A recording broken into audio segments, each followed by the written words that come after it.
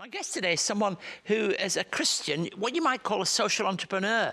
Rachelle Attieh is a busy mother of 5 children. That's a full-time job in itself.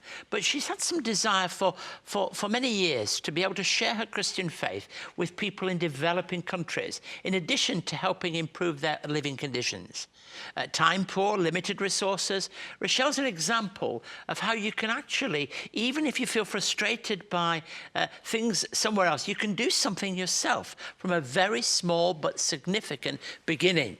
One day she came up with the idea of using an everyday necessity and making it to make a difference in people's lives that would share the reality of the Christian faith in practical work. The work is called Vineyard Co-Op. It's been running now for 7 years, and so far it's raised over $25,000. They've actually been involved in 35 different wells, impacting the lives of thousands of people in Cambodia.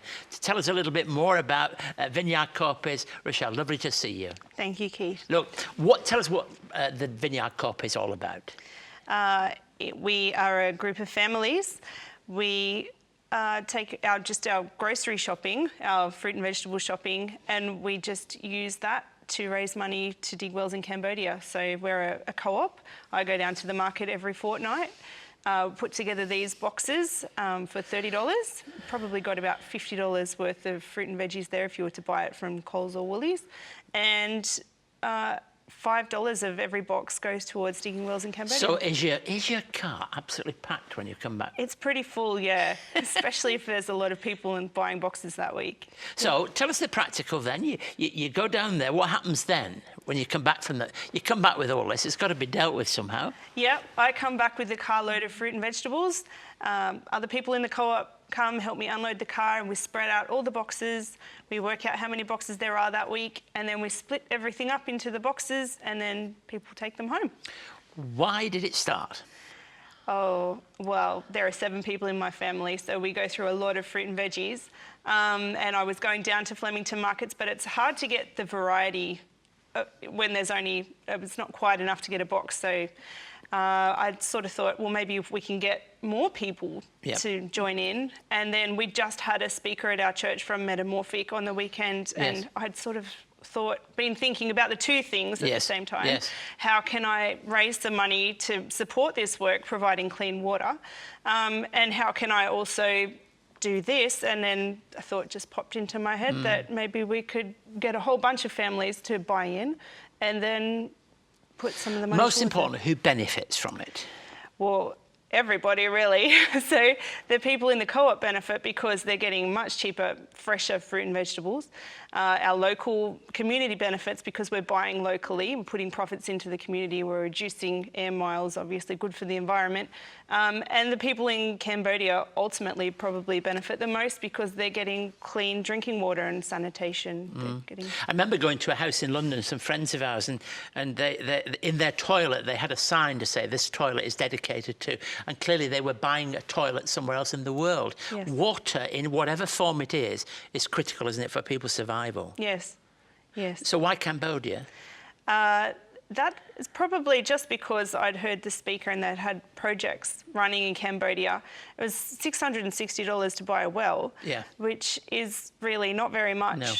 So as particularly, it took us just a couple of weeks to raise our first well. I thought it would take us a lot longer, and then people just jumped on board and said this is a really good thing, and we were doing up to 40 boxes some weeks. So So are you in touch with the people out there? How do you find out about it all in terms of continuing? Yes, every time we dig a well, we get sent a certificate. We see our well with our name written on it, dedicated to the Vineyard Co-op, and they give us the Google Earth geographical locations, and we can go and visit them. We haven't done it yet, but I'd love to take my children one day because they do a lot of hard work too.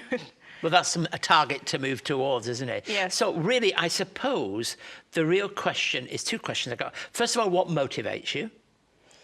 What motivates me? I think it's a sense of purpose that you're really making a difference.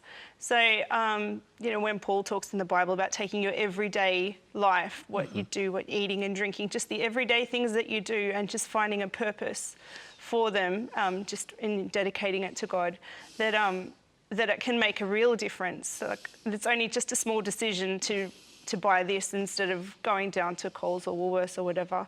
But it makes such a big difference overall, just the way that we shop, particularly in the West, because we have such a responsibility to do good things with our money.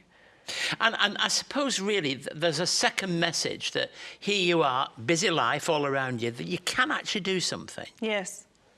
Yes, that's You right. don't have to do a great big thing. You don't have to get an aircraft to do something. You don't have to be able to have millions of dollars to do something.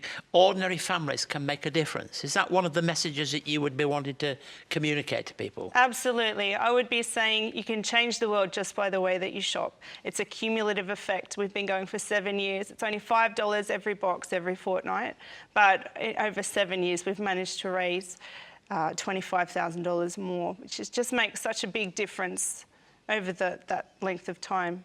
Rachelle, thank you for coming and sharing with us. What I'm hoping is that people sharing in the show might get ideas too, because for them it may not be fruit, but it might be something else that they could do in their lives, you know, that actually would make a difference if only they were prepared to do it. So congratulations for everything you've done up to now and finding this unique way to raise funds for Christian mission, as well as saving on the family shopping bill.